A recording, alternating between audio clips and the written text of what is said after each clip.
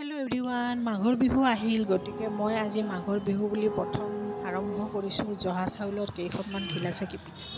এইফালে কেৰাহী বহাই দিছোঁ, গুড়াখিনি মিক্সিত লৈ ভাজি লৈছোঁ। তো আপোনালোকে জহা চাউল ঘৰচুৱা জহা চাউলৰ গুড়িৰে এনেকৈ পিঠা বনালে খাই পেলাই অলপ টেষ্টি লাগে।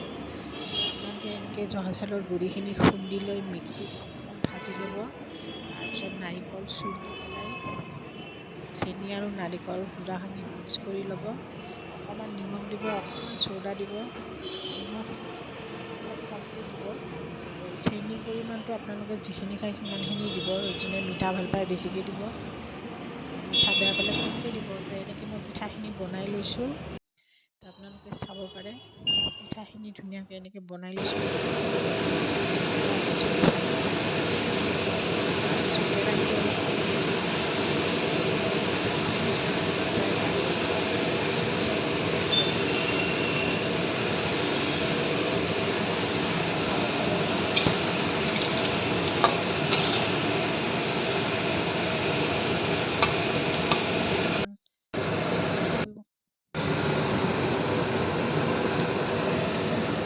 খায়ো টেষ্টি লাগে।